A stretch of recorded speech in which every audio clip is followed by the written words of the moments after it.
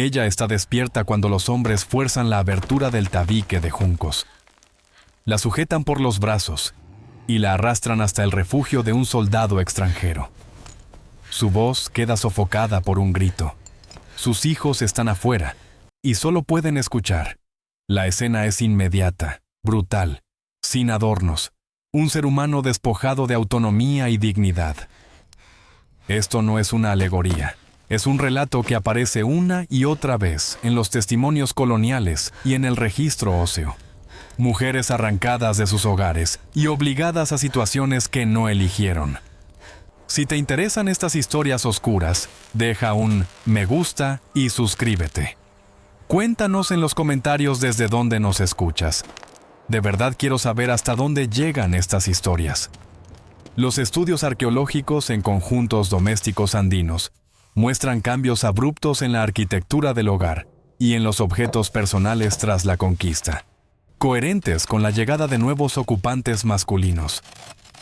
Las excavaciones en Huánuco, Pampa y en los primeros barrios coloniales del Cusco, descritas por Cieza de León e interpretadas en estudios estratigráficos recientes, así como las crónicas de autores como Pedro Cieza de León y Bernabé Cobo, registran la apropiación española de mujeres tras saqueos y medidas de cuarentena. La consecuencia inmediata fue la ruptura del parentesco. La protección de las mujeres se debilitó. La red de seguridad social se erosionó. Y el acceso a la comida y al refugio del hogar quedó interrumpido. Ese cambio prepara el escenario de los patrones institucionales que siguieron e introduce las respuestas legales que se describirán a continuación, mostrando cómo la ley y la práctica divergieron. De hecho, la encomienda y los primeros sistemas de recompensas distribuyeron trabajo y personas, incluidas mujeres, a los conquistadores españoles por concesión real. Las mercedes de encomienda están documentadas en el Archivo General de Indias desde la década de 1530. Los registros administrativos de Lima y Sevilla enumeran a los comandantes e incluyen obligaciones de tributo y trabajo. Las fuentes primarias, cartas de conquistadores y nombramientos reales, muestran que los funcionarios españoles trataban a las personas como recursos que podían repartirse. Bartolomé de las Casas, en su relato de 1552, catalogó los abusos que presenció, incluido el acceso sexual forzado por parte de los encomenderos. Las Casas enmarca estos hechos como crímenes morales y como consecuencias de incentivos sistémicos. La evidencia arqueológica refuerza el registro textual. Cambios en la demografía de los cementerios cerca de las primeras ciudades coloniales muestran un aumento de indicadores de estrés en esqueletos femeninos. La cribra orbitalia y la hipoplasia del esmalte señalan estrés nutricional e infeccioso, que coincide con las primeras décadas de la extracción colonial. La implicación inmediata fue un descenso desigual de la autonomía corporal femenina, junto con la imposición de nuevas obligaciones fiscales. Esto plantea la pregunta de cómo el derecho español intentó inicialmente regular estas prácticas y qué vacíos legales hicieron ineficaz su aplicación, cuestión que se examinará a continuación. Hecho histórico. Las leyes de Burgos de 1512 y 1513 fueron los primeros intentos españoles de regular el trato hacia los pueblos indígenas, incluidas normas sobre la cristianización y el trabajo. El texto codificado prescribe protecciones para las mujeres y los niños indígenas, exigiendo a los amos evitar los abusos. El lenguaje original de la ordenanza real sobrevive en recopilaciones jurídicas y en correspondencia administrativa colonial posterior. Sin embargo, sobre el terreno, la aplicación local variaba. Cartas de funcionarios reales y misioneros, muchas conservadas en el Archivo General de Indias, revelan disputas sobre si los encomenderos cumplían realmente las disposiciones. Los estudios arqueológicos en los primeros sitios misionales muestran la huella física de las misiones como centros de control, donde las mujeres a veces eran protegidas, pero también reasentadas de formas que las separaban de sus redes tradicionales de parentesco. Las misiones en torno a Lima y Arequipa presentan una estratigrafía compatible con una reorganización demográfica repentina. La consecuencia práctica fue un estándar legal con una aplicación limitada y una contradicción generalizada entre la ley y la práctica local.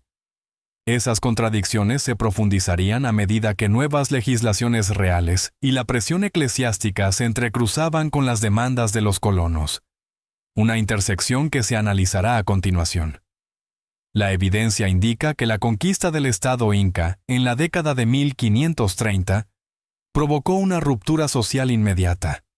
Las crónicas primarias, Inca Garcilaso de la Vega, Pedro Cieza de León y Sarmiento de Gamboa, registran la captura y apropiación de mujeres de la élite, incluido el concubinato de cautivas de alto estatus por parte de líderes españoles tras la toma del Cusco. Cartas contemporáneas de Francisco Pizarro y de sus capitanes, así como registros notariales del primer Cusco colonial, enumeran asignaciones de mujeres y tareas domésticas impuestas. Los arqueólogos que excavan palacios de la élite inca encuentran inventarios domésticos interrumpidos por abandonos apresurados, con cerámicas y herramientas de producción textil abandonadas. Estas capas coinciden con asedios y eventos de captura documentados.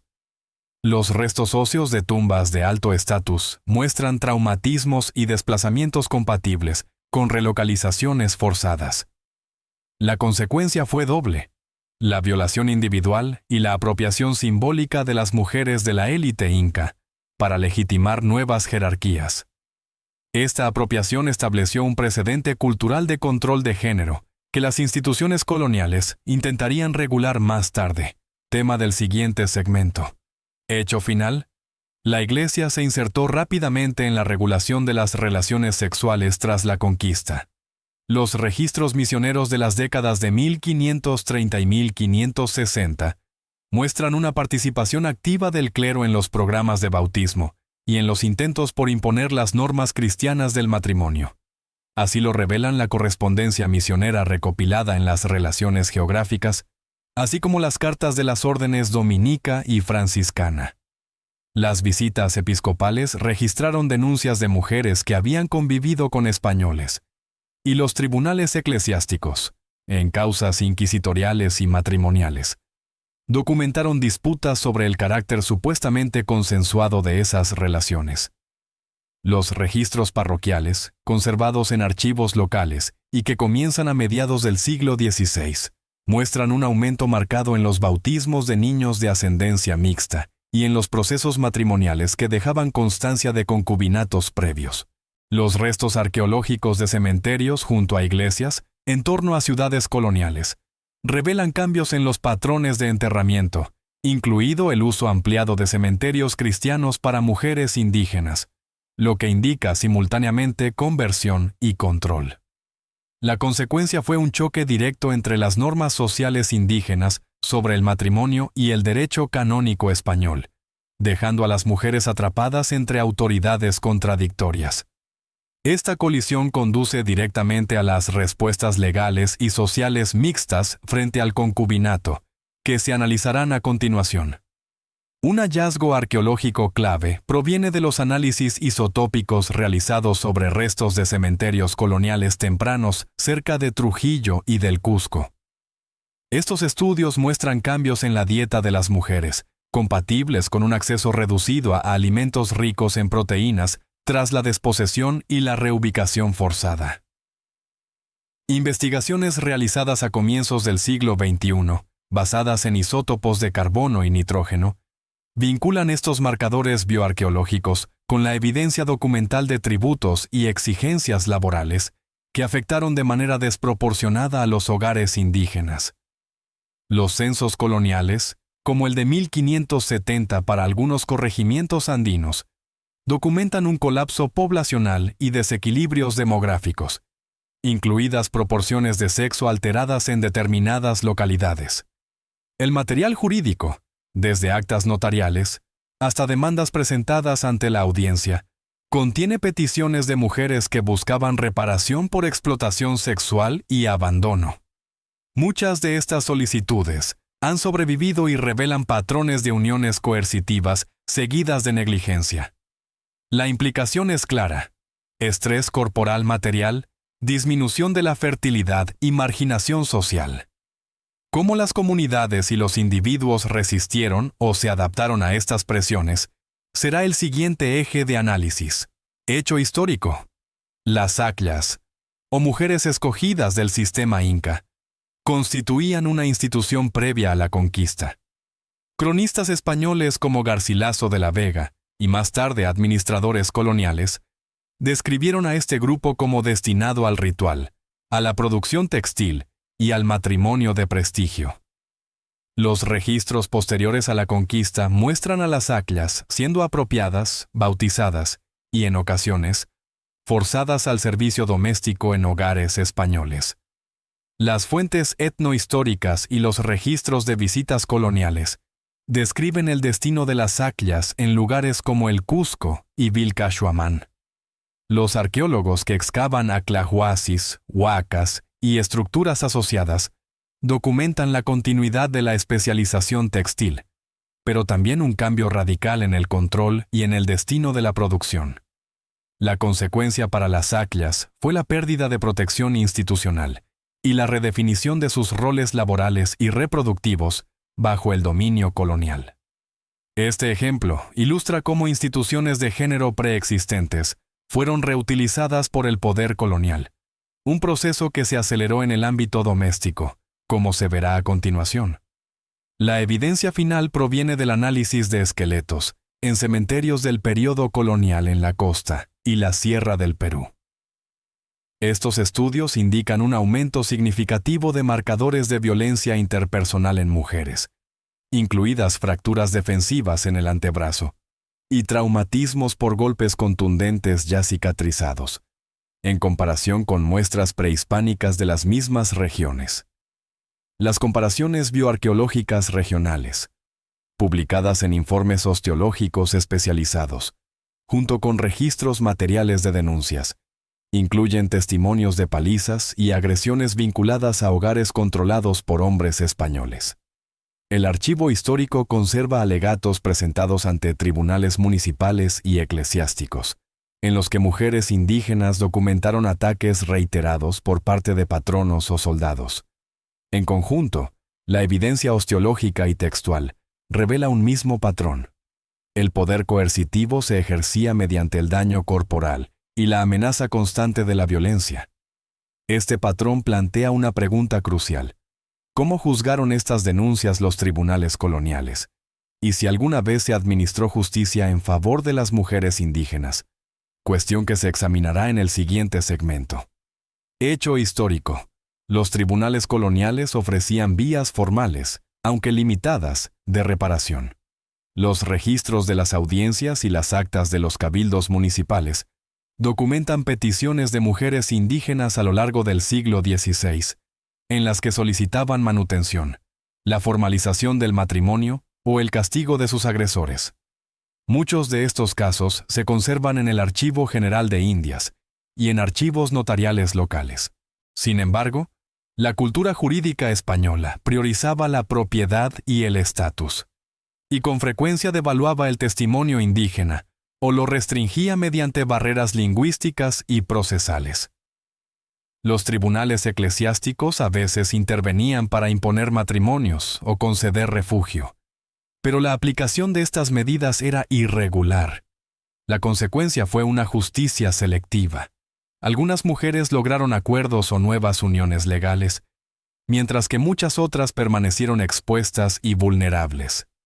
Estas disparidades en los resultados influyeron en la forma en que las familias indígenas diseñaron estrategias para proteger a las mujeres, alimentando nuevos patrones de alianza y negociación que se detallarán a continuación. La evidencia demográfica de los siglos XVI y XVII, registros parroquiales, listas de tributo y censos de las audiencias, muestra la aparición de patrones de mestizaje y un rápido aumento de descendencia de origen mixto. Los registros bautismales de la Iglesia consignan los nombres de las madres y a menudo señalan el origen social de los padres. Estos documentos son una fuente primaria esencial para comprender la magnitud de las relaciones sexuales entre hombres españoles y mujeres indígenas. Los primeros registros de Lima, Arequipa y el Cusco resultan especialmente reveladores. Los investigadores que han sistematizado estos datos demuestran que muchos hombres españoles no contrajeron matrimonio con mujeres indígenas, pero sí engendraron hijos. El estatus de esos niños variaba según el reconocimiento paterno. La implicación arqueológica se hace visible en los conjuntos domésticos y en las firmas biogeoquímicas de niños enterrados en barrios mixtos. Estas huellas materiales subrayan la complejidad social surgida tanto de relaciones coercitivas como de vínculos consensuados. Este proceso conduce directamente al análisis de los intentos de las instituciones coloniales por regular el mestizaje. Hecho final. Tras la conquista, la legislación real intentó de forma reiterada regular la conducta de los colonos. Las nuevas leyes de 1542 buscaron limitar los abusos de la encomienda y proteger a los pueblos indígenas. Están registradas en los archivos reales y provocaron una fuerte resistencia entre los colonos. La correspondencia posterior de la corona y las revisiones judiciales revelan un patrón recurrente: decretos reformistas seguidos de evasiones locales. Las peticiones de misioneros dirigidas al rey, recopiladas en las relaciones y en informes de figuras como Bartolomé de las Casas, presionaron por una aplicación más estricta de las protecciones para las mujeres indígenas. Pero la implementación fue desigual. La consecuencia fue una ambigüedad legal persistente y la continuidad de prácticas locales que subordinaban los derechos de las mujeres a los intereses de los colonos. Esa ambigüedad moldeó la textura de la vida cotidiana y será examinada a continuación a través de estudios de caso conservados en archivos de litigios. La evidencia es clara. Casos microhistóricos en archivos de la audiencia y en archivos municipales revelan historias individuales que documentan patrones más amplios. Por ejemplo, una serie de peticiones del siglo XVI presentadas por mujeres indígenas en el archivo de la audiencia del Cusco registran coerción por parte de encomenderos y soldados y solicitan pensión alimenticia o el reconocimiento del matrimonio. Algunos casos concluyeron en acuerdos. Otros fueron desestimados. Estos documentos se ven corroborados por registros parroquiales y, en ocasiones, por testimonios notariales de testigos. Los datos bioarqueológicos de las ciudades correspondientes, marcadores de estrés, traumatismos y diferencias en los ajuares funerarios, coinciden temporalmente con esos expedientes legales. La implicación es contundente. Los registros jurídicos y la evidencia esquelética forman, juntos, un testimonio convergente. Los cuerpos y los medios de vida de las mujeres fueron reconfigurados por la violencia sistémica de la conquista. A partir de estos patrones, los investigadores han reconstruido redes de explotación que se seguirán en el próximo capítulo. Hecho histórico. La mita y otras formas de trabajo forzado alteraron las divisiones de trabajo por género en las sociedades indígenas. Los padrones coloniales de leva laboral, listas de mita y registros de repartimiento, conservados en archivos administrativos, muestran cómo los hogares eran despojados de adultos en edad productiva, a menudo dejando a las mujeres con mayores responsabilidades de subsistencia y una vulnerabilidad creciente frente a la depredación externa. Las fuentes etnohistóricas recogen testimonios de mujeres que asumieron nuevas cargas y que, en ausencia de los hombres, fueron en ocasiones blanco de acceso sexual forzado.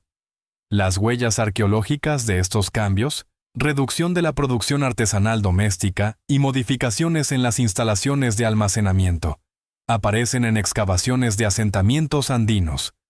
Las consecuencias incluyeron una mayor exposición de las mujeres a los circuitos laborales coloniales y una capacidad reducida para la resistencia local. Estas dinámicas de trabajo se vincularán a la enfermedad, la hambruna y el colapso demográfico que se examinarán a continuación. La evidencia final es devastadora. Las epidemias arrasaron a las poblaciones indígenas en el siglo XVI. Las reconstrucciones epidemiológicas, basadas en listas documentales de mortalidad y en perfiles de edad bioarqueológicos, muestran descensos abruptos de población.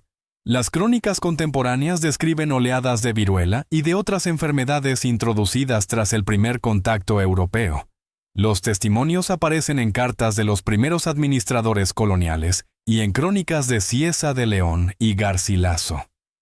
El impacto epidemiológico afectó de manera desproporcionada a las estructuras comunitarias. La orfandad y la pérdida de protectores varones dejaron a las mujeres mucho más expuestas a la explotación. Los datos esqueléticos de fosas comunes y cementerios muestran una alta mortalidad juvenil y una huella demográfica de colapso. La implicación es clara.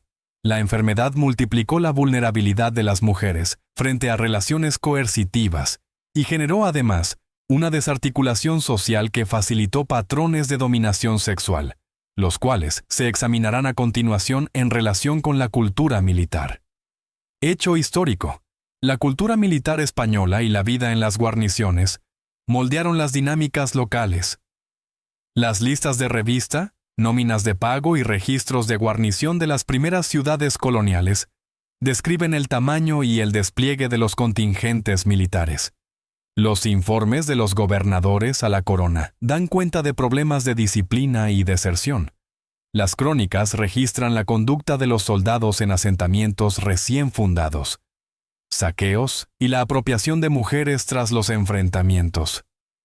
Las excavaciones arqueológicas de cuarteles y puestos avanzados tempranos muestran evidencias materiales de espacios dominados por hombres, adyacentes a barrios indígenas, creando oportunidades para la apropiación y la violencia.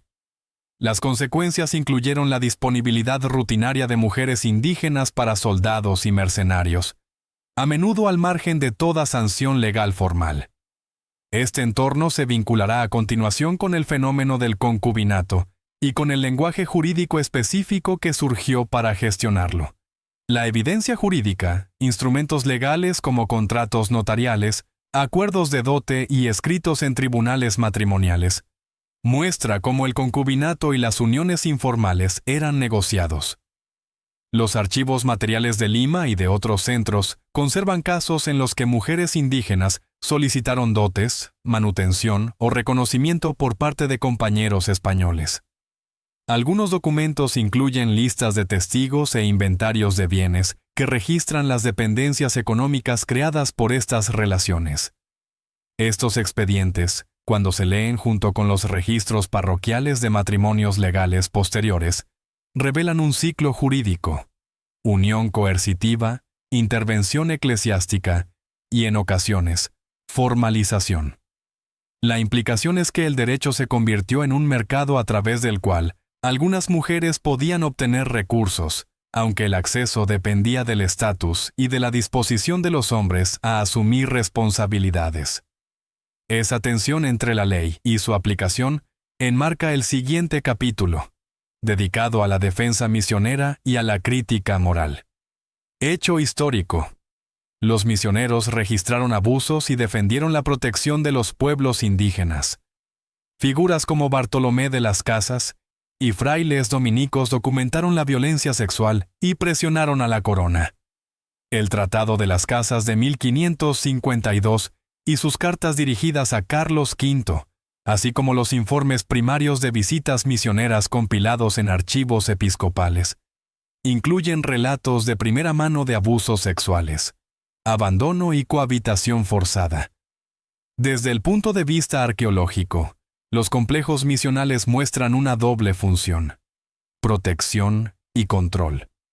Los espacios destinados a mujeres fueron utilizados en ocasiones para concentrar poblaciones con fines de conversión, pero también para facilitar la vigilancia constante.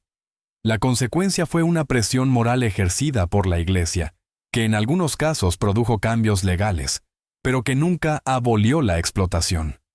La brecha entre la enseñanza ética y la práctica cotidiana será examinada a continuación en la interacción entre incentivos económicos y mandatos morales. La evidencia fiscal es reveladora. Los registros tributarios y los catastros coloniales exponen los incentivos económicos que tenían los colonos para mantener el acceso al trabajo indígena y consolidar hogares que incluían a mujeres indígenas para la producción doméstica. Los libros de contabilidad y los registros mercantiles muestran beneficios directamente vinculados a los productos de la encomienda y a la producción textil, realizada con frecuencia por mujeres indígenas bajo supervisión española. El registro material, pesas de telar, fusayolas y fragmentos textiles hallados en contextos coloniales, da testimonio del papel central de las mujeres en estos sistemas productivos. La implicación es inequívoca. Las estructuras económicas generaron incentivos claros para que los colonos controlaran el trabajo y la capacidad reproductiva de las mujeres indígenas. Este motivo económico ayuda a explicar por qué las leyes contra el abuso resultaron a menudo ineficaces, un tema que se abordará a través de disputas municipales concretas en el siguiente apartado. Hecho histórico. Los cabildos municipales y las élites locales cuestionaron con frecuencia las directrices reales cuando su aplicación amenazaba el poder local. Las actas de cabildo, conservadas en archivos municipales de los Andes, registran peticiones de colonos oponiéndose a los límites reales sobre las encomiendas y sobre conductas sexuales que los asentados consideraban asuntos privados. Estos documentos revelan una economía política en la que los gobiernos locales a menudo protegían a los colonos frente al derecho metropolitano. Los depósitos arqueológicos en centros municipales muestran una acumulación material de riqueza por parte de las élites locales, paralela a la desposesión de los barrios indígenas. La consecuencia fue clara. La política local sostuvo estructuras de explotación que limitaron gravemente las posibilidades de justicia para las mujeres. Esta tensión entre la ley central y la realidad local conduce al análisis de las estrategias de resistencia desarrolladas por las comunidades indígenas. La evidencia siguiente lo confirma. Las peticiones comunales indígenas, a menudo redactadas con la ayuda de intérpretes y notarios, han sobrevivido en los archivos coloniales y documentan una resistencia colectiva frente a los abusos cometidos contra mujeres por españoles y criollos. Estas solicitudes, dirigidas en algunos casos directamente a la corona, combinaban argumentos jurídicos con apelaciones a derechos anteriores a la conquista. Se conservan en el Archivo General de Indias y en archivos locales de Cabildo. Un ejemplo notable lo constituyen las peticiones comunitarias de la región de Ayacucho, que reclamaban restitución por mujeres capturadas durante incursiones armadas. Sus correlatos arqueológicos, la reconfiguración de recintos comunales, la incorporación de elementos defensivos y los cambios en los patrones de asentamiento muestran a comunidades reorganizándose activamente para proteger a mujeres y niños. La implicación es clara. La agencia indígena se manifestó tanto a través de canales legales como mediante estrategias espaciales, lo que conduce directamente al siguiente segmento, dedicado a la reconfiguración demográfica y familiar. Hecho histórico. Las estructuras familiares se transformaron bajo el dominio colonial. Los registros parroquiales, los inventarios domésticos y los documentos testamentarios dan cuenta de cambios en las redes de parentesco y en las prácticas de herencia. Los testamentos y las listas de dote muestran cómo algunas familias intentaron asegurar el futuro de las mujeres mediante arreglos matrimoniales y transferencias de propiedad, a veces hacia hombres españoles, otras dentro de redes indígenas. Los arqueólogos, al analizar conjuntos domésticos, observan cambios en los bienes del hogar que reflejan una redistribución de recursos y una transformación del trabajo doméstico. La consecuencia fue una reordenación de protecciones y vulnerabilidades que marcó el curso de vida de las mujeres. Este reordenamiento conduce al foco del siguiente capítulo: los hijos de ascendencia mixta y su posicionamiento legal y social. La evidencia es elocuente. Los registros de bautismo y de legitimación revelan cómo se inscribía e integraba a los niños de origen mixto. Los libros parroquiales suelen incluir anotaciones cuando un niño nacía fuera del matrimonio, y si el padre reconocía o no la paternidad. Existen peticiones legales de legitimación e herencia conservadas en archivos materiales. Estos casos iluminan las estrategias de las madres para asegurar la estabilidad material de sus hijos. La evidencia arqueológica, como la diferenciación en los enterramientos y los ajuares funerarios asociados al estatus del hogar. Muestra resultados variables para los niños mestizos, dependientes del apoyo paterno. La implicación es profunda. El trabajo reproductivo de las mujeres generó reclamaciones sociales, y las madres navegaron el sistema legal colonial para asegurar esas reclamaciones. Esto conduce al análisis de los intentos institucionales específicos por regular la moral y el matrimonio. Hecho histórico. Los tribunales eclesiásticos regularon cada vez más el concubinato mediante prácticas penitenciales y tribunales matrimoniales. Las causas matrimoniales, registradas en archivos eclesiásticos, incluyen casos en los que los sacerdotes intentaron imponer matrimonios o exigir penitencias. Los registros muestran una aplicación desigual entre diócesis. La formación en derecho canónico y los decretos episcopales buscaron estandarizar la intervención, pero las capacidades del clero local variaban ampliamente. El archivo demuestra que, aunque algunas mujeres obtuvieron matrimonio y protección a través de los canales eclesiásticos, muchas otras no lo lograron. La consecuencia fue, en el mejor de los casos, una remediación parcial y un papel de la Iglesia que en ocasiones reforzó el control patriarcal. El siguiente análisis considerará el costo social, documentado por cirujanos y practicantes médicos de la época. La evidencia es singular. Las notas de médicos y los inventarios de boticas de hospitales coloniales ofrecen una perspectiva inusual sobre la salud de las mujeres. Los registros hospitalarios, conservados en algunos archivos de ciudades coloniales, enumeran quejas, tratamientos y, en ocasiones, testimonios de mujeres que buscaron refugio tras agresiones o abandono. Los textos médicos contemporáneos, utilizados por cirujanos y boticarios coloniales, catalogan infecciones de transmisión sexual y sus tratamientos. Estas obras circularon ampliamente entre el personal médico colonial. El registro bioarqueológico muestra marcadores esqueléticos de infección crónica y enfermedades pélvicas en restos femeninos de cementerios coloniales, a veces inferidos a partir de lesiones cicatrizadas y otros indicadores patológicos. La implicación es contundente. La violencia sexual tuvo consecuencias médicas mensurables, con morbilidad a largo plazo. Esta dimensión sanitaria se vinculará a continuación con la situación económica y social de las mujeres que sobrevivieron a esos abusos. Hecho histórico: no todas las mujeres indígenas vivieron experiencias idénticas. El estatus, la ubicación y el rol social previo a la conquista marcaron diferencias profundas. Los linajes nobles incas, las especialistas rituales y las acólitas siguieron trayectorias distintas a las de las campesinas rurales o las artesanas urbanas. Las fuentes etnohistóricas, listas de linajes, exenciones tributarias y peticiones de élite muestran un trato diferenciado. Los contextos arqueológicos también revelan variación, diferencias en los ajuares funerarios y en la preservación de enterramientos de alto estatus, sugieren destinos desiguales. La consecuencia es un cuadro matizado. Aunque la violencia sexual y la coerción fueron generalizadas, su frecuencia y sus formas variaron según la posición social. Esta estratificación plantea la pregunta de cómo algunas mujeres intentaron negociar el poder, cuestión que aborda el siguiente segmento a través de biografías individuales extraídas de los archivos. La evidencia lo permite. Expedientes individuales en registros de auditoría y archivos notariales hacen posible reconstrucciones microbiográficas. Demandas notariales, registros de tutela y partidas bautismales construyen narrativas de mujeres que demandaron manutención, que movilizaron redes de parentesco, o que forjaron alianzas con instituciones religiosas en busca de protección.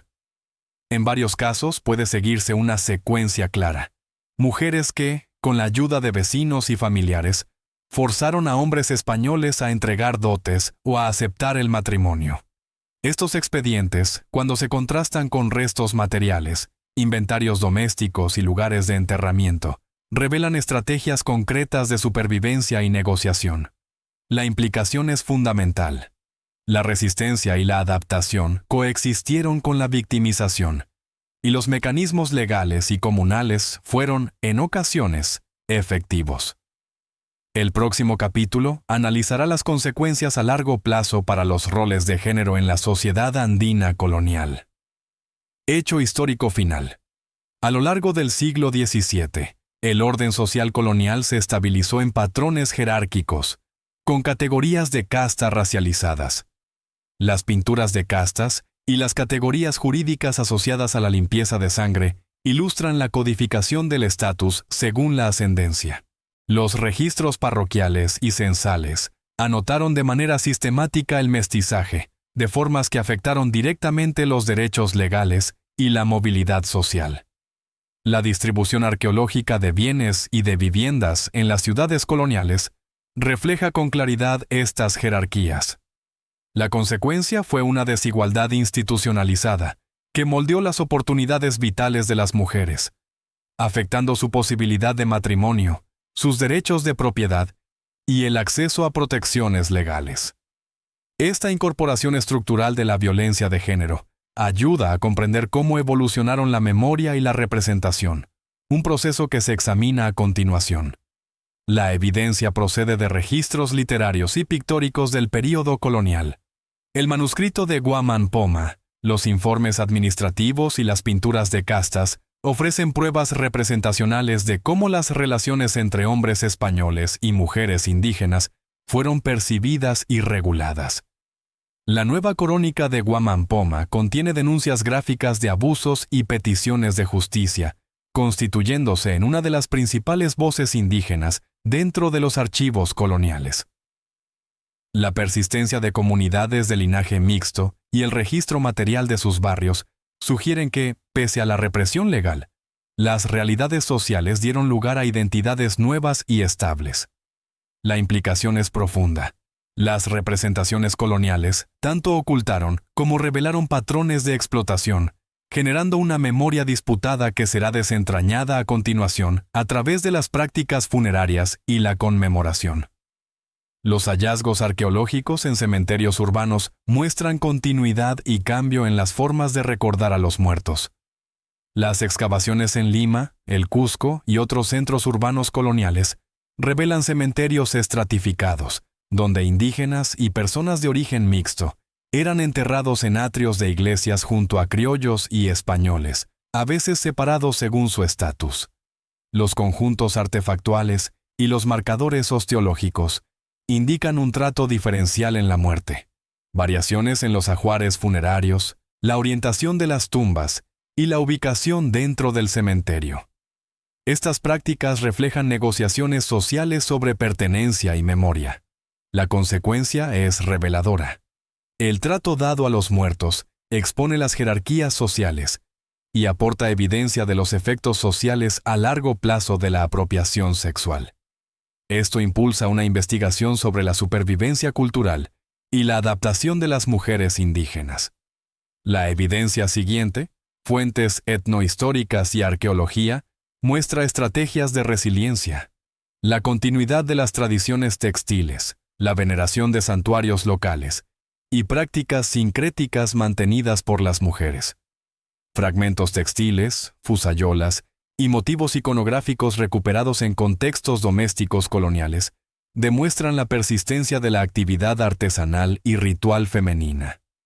Los registros testimoniales y las peticiones legales muestran con frecuencia a mujeres invocando derechos anteriores a la conquista y a sus ancestros para legitimar sus reclamaciones, lo que indica una persistencia cultural incluso en el lenguaje jurídico. La implicación es clara. Pese a la desposesión y la coerción, las mujeres indígenas fueron agentes de transmisión cultural y de resistencia. El siguiente segmento examinará las trayectorias demográficas a largo plazo y cómo éstas moldearon los siglos coloniales posteriores.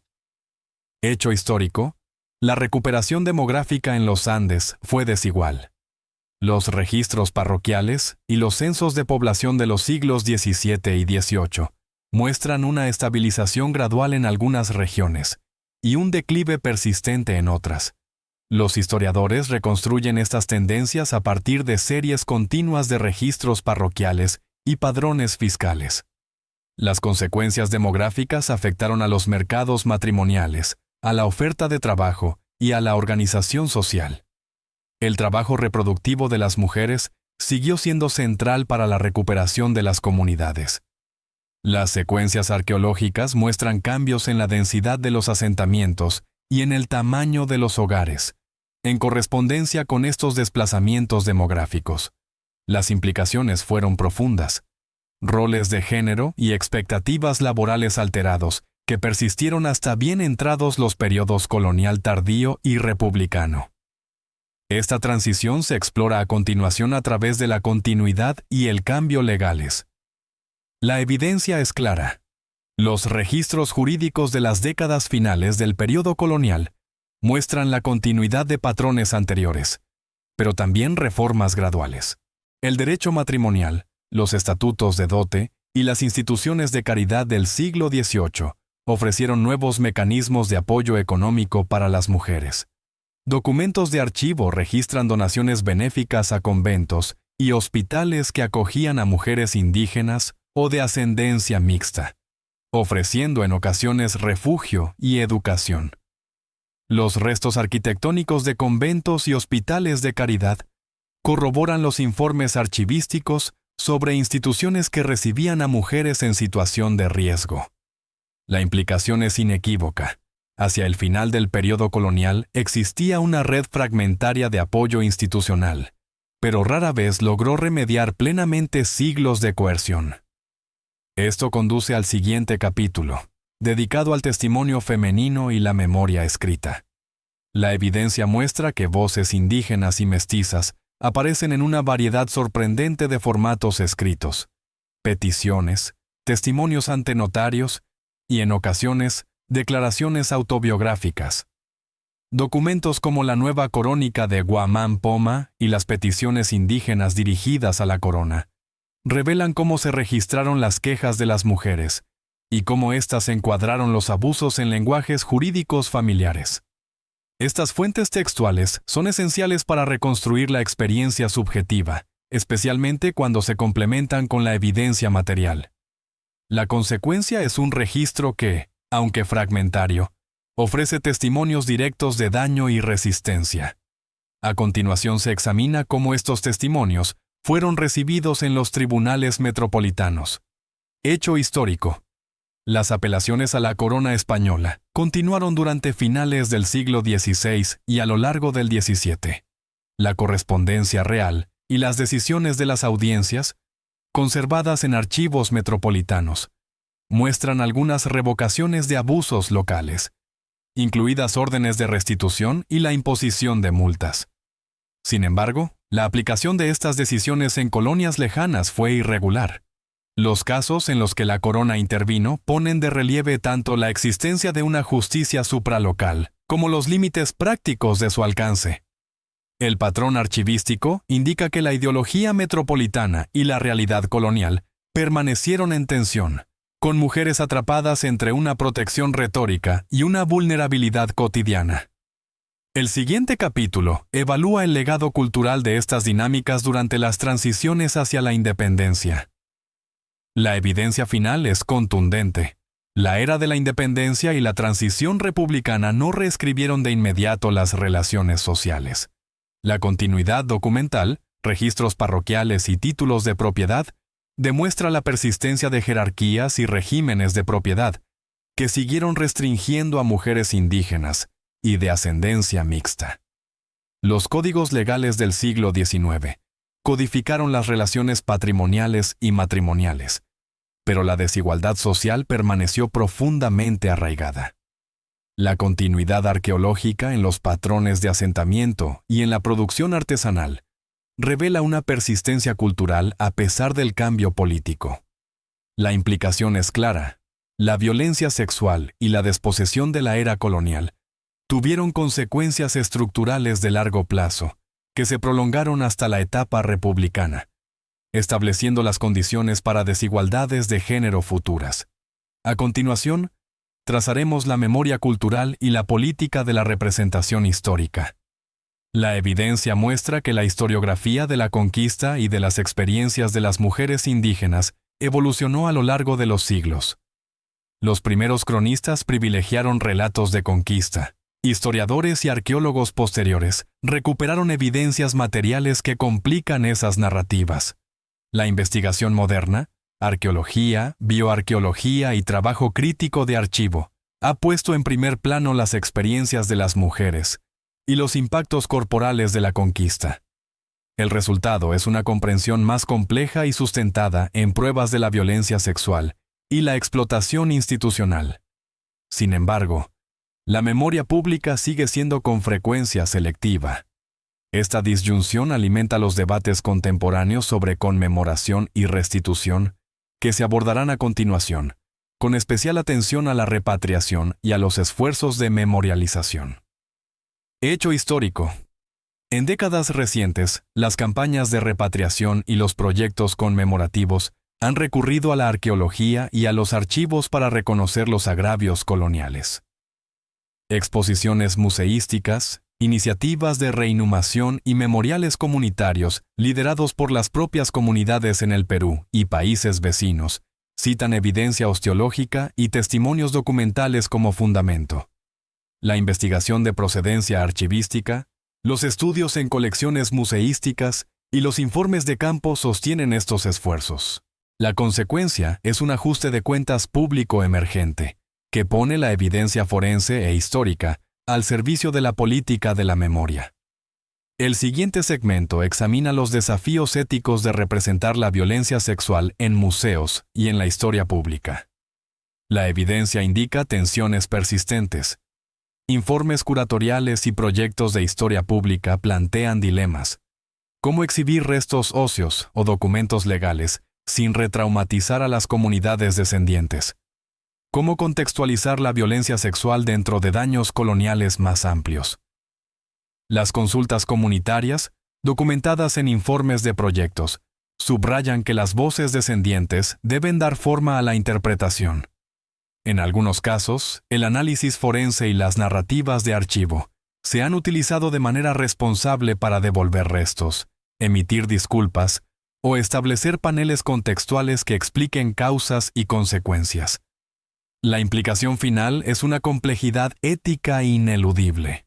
Decir la verdad exige sensibilidad y participación, un principio que enmarca el último segmento reflexivo. Seguir la evidencia es un deber. Las colecciones osteológicas, las peticiones legales, las cartas misioneras y los registros coloniales, en conjunto, construyen un testimonio convergente. La desposesión sistemática, los sistemas de trabajo coercitivo y la violencia sexual frecuente contra las mujeres indígenas fueron rasgos estructurales de las sociedades coloniales tempranas. Las fuentes primarias, el relato de las casas, 1552, las series notariales de Gavino Sabín, los comentarios de Garcilaso, combinadas con firmas arqueológicas, estrés dietario isotópico, marcadores de trauma, cambios en la producción doméstica, ofrecen una corroboración interdisciplinaria. La consecuencia moral no es solo conocimiento histórico, sino el reconocimiento de cicatrices materiales duraderas en los cuerpos y en las comunidades. Esta síntesis nos conduce a una reflexión final sobre lo que estas verdades documentadas exigen de los historiadores y de la memoria pública. Reflexión final. La documentación es cruda y acumulativa. Los códigos legales intentaron proteger, los misioneros protestaron, los tribunales, en ocasiones, juzgaron. Pero los incentivos estructurales de la conquista, la encomienda, la mita, la dominación militar, produjeron violaciones reiteradas que dejaron huellas medibles en los huesos y en los archivos.